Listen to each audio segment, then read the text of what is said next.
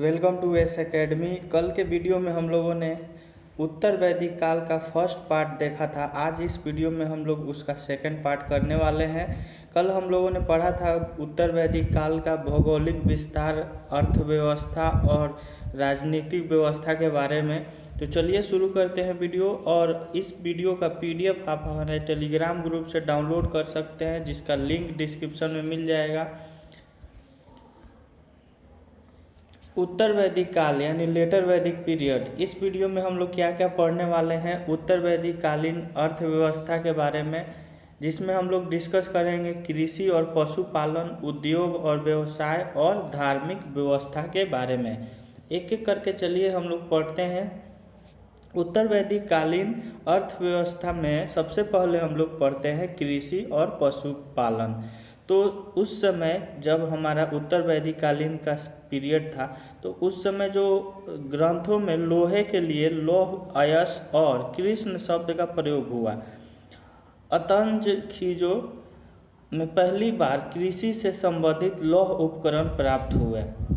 उत्तर वैदिक काल में आर्यों का मुख्य व्यवसाय जो कृषि था। शतपथ ब्राह्मण में कृषि की चारों क्रियाओं जैसे कि जुताई, बुनाई, कटाई और मड़ाई का उल्लेख मिलता है। अर्थवेद में पृथ्वीवन्य को हल एवं कृषि का आविष्कारक कहा जाता है।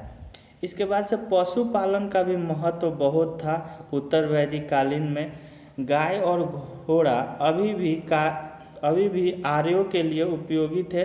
वैदिक साहित्य से पता चलता है कि लोग देवताओं से पशु की वृद्धि के लिए प्रार्थना करते थे। तो ये उत्तर वैदिक कालीन में पशुओं का महत्व बहुत ज़्यादा ही था।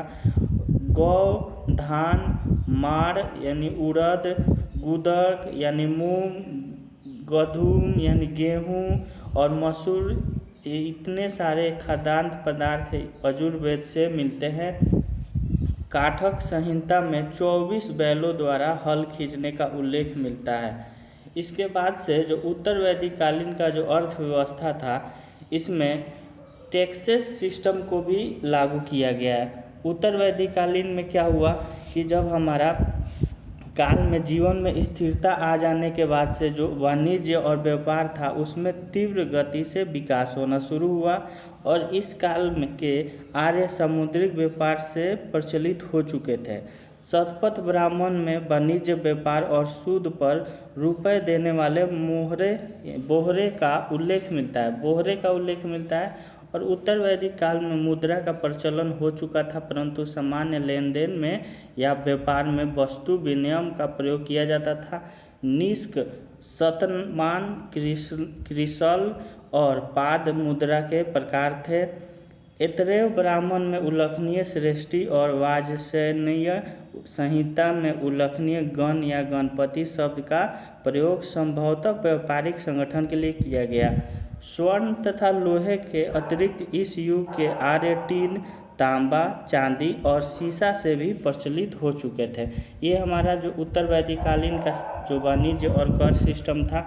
इसके बाद से उद्योग और व्यवसाय भी इसमें प्रचलित हो चुका था। उद्योग और विभिन्न प्रकार के शिल्पों का उदय उत्तर वैदिक कालीन अर्थव्यवस्था की अन्य विशेषता थी।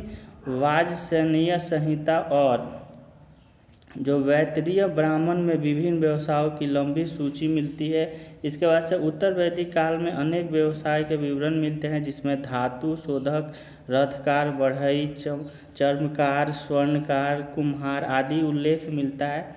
इस काल में वस्त्र निर्माण उद्योग एक प्रमुख उद्योग था। कपास का उल्लेख नहीं मिलता है।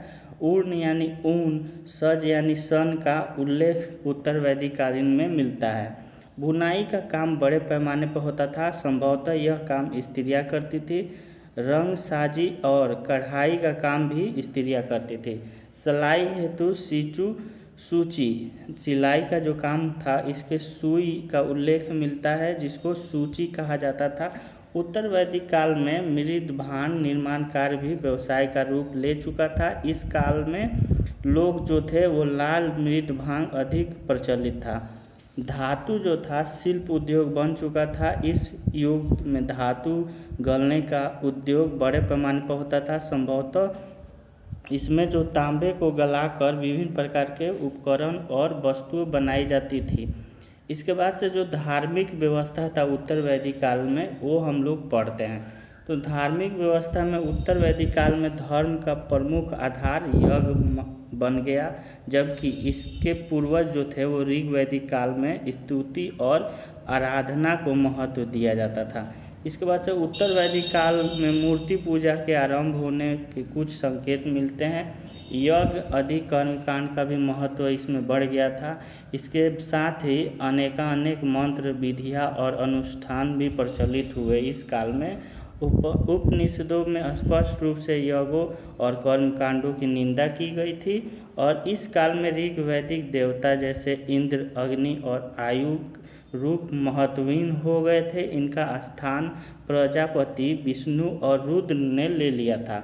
प्रजापति को सर्वोच्च देवता कहा गया, जबकि परीक्षित को मृत्युलोक का देवता कहा गया।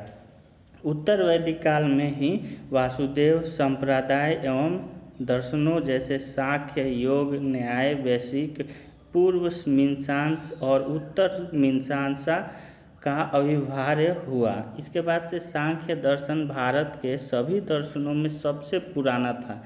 इसके अनुसार जो मूल तत्व थे वो 25 हैं और पहला तत्व जो है वो प्रकृति बताया गया है।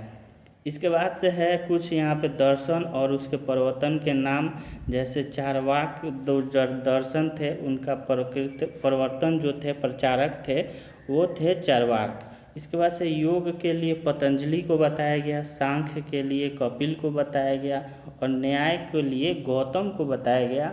वहीं पूर्व मीमांसा के लिए जैमिनी को बताया गया और उत्तर मीमांसा के लिए यहाँ पे बादरायण को बताया गया। तो ये आपके दर्शन और प्रवर्तक थे। इसके बाद से गृहस्थ आर्यों के लिए पंच महायज्ञ का अनुष्ठान आवश्यक था और इसमें पंच महायज्ञ निम्न में से हैं, जैसे कि ब्राह्मण हो गया तो इसके लिए प्राचीन ऋषियों के प्रति कृतज्ञता होता था। देव यज्ञ हो गया तो इसमें हवन द्वारा देवताओं की पूजा याचना की जाती थी। पितृयज्ञ में पितरों का वर्णन किया जाता था। नृपस में अतिथि संस्कार होता था और भूत यज्ञ की बलि में समस्त जीवों के प्रति कृतज्ञता दिया जाता था। इसके बाद से आता है सभा को अर्थवेद में नरिष्ठा कहा गया है। सभा को अर्थवेद में नरिष्ठा कहा गया है और इस काल में राजा के प्रभाव में वृद्धि के साथ ही जन परिषदों जैसे कि सभा हो गया और समिति का महत्व घट गया था।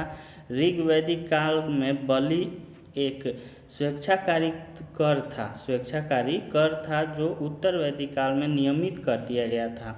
अर्थवेद के अनुसार राजा को आय का 16वां भाग मिलता था और उत्तर वैदिक कालीन यज्ञों राज सूर्य, अश्वमेध और वाजपेयी का राजनीतिक महत्व था। ये यज्ञ राजा के द्वारा संपन्न कराए जाते थे। इसके बाद से और भी यहाँ पे फैक्ट दिए गए हैं, जैसे कि उत्तर वैदिक काल के अंतिम दौर में कर्मकांड और अनुष्ठान के विरुद्ध में वैचारिक आंदोलन शुरू हुआ और इस आंदोलन की शुरुआत उपनिषदों ने की। इसके बाद से उपनिषदों में पूर्व जन्म, मोक्ष और कर्म के सिद्धांतों का स्पष्ट रूप से व्याख्या की गई है और उपनिषदों में जो ब्राह्मण हैं और आत्मा के हैं संबंधों की व्याख्या की है। इसके बाद से छांदोग्य में उपनिषद में बताया गया है कि मनुष्य इस जीवन में ब्राह्मण ज्ञान प्राप्त कर लेता है और वह मृत्यु के पश्चात ब्रह्म तत्व के विलीन हो जाता है और जन्म मरण के चक्र से मुक्त हो जाता है। निष्काम कर्म का सिद्धांत सर्वप्रथम ईशावास्योपनिषद में दिया गया है और जो कठोपनिषद में है यम और नचिकेता का संवाद बताया गया है। बृहदारण्यक उपनिषद में गार्गी याज्ञवल्क्य संवाद है।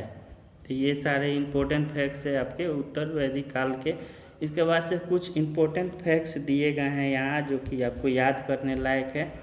पहला है कि उत्तर वैदिक काल में लोग पक्की ईंटों का प्रयोग करना नहीं जानते थे। अर्थवेद में एक स्थान पर विष द्वारा राजा के चुनाव का वर्णन मिलता है। शतपथ ब्राह्मण के अनुसार राजा वही होता है जिसे प्रजा का अनुमोदन प्राप्त हो। यम और नचिकेता की कहानी का वर्णन कठोपनिषद में किया गया है। उत्तर वैदिक काल में स्थायी सैन्य व्यवस्था की शुरुआत हुई। उत्तर वैदिक काल में सर्वाधिक शक्तिशाली राजा कुरु और पंचाल थे।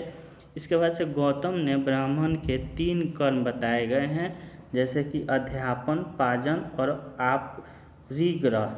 ब्राह्मण उन 16 प्रकार के पुरोहित में से एक थे जो यज्ञों का नियोजन करते थे। इसके बाद से है कि जो स्मरणीय फैक्ट्स में ही है, यानी इम्पोर्टेंट पॉइंट्स में ही है कि शिल्पियों में रथकार आदि जैसे कि कुछ वर्गों का स्थान ऊंचा था, उन्हें यज्ञोपवीत पहनने का अधिकार प्राप्त था।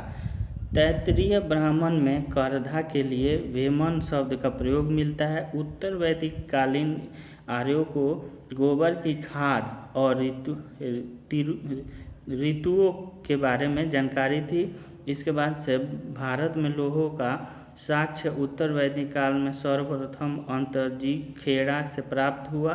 राजसूय यज्ञ करने वाले प्रधान पुरोहित को 2,40,000 गायें दक्षिणा में दी जाती थी। उत्तर वैदिक काल में धार्मिक क्षेत्र में पशुओं की बलि देने की प्रथा और प्रचलन था। ऋग वैदिक काल यज्ञों में 7 पुरोहित होते थे, जबकि उत्तर वैदिक काल में यज्ञों में 14 पुरोहित होते थे।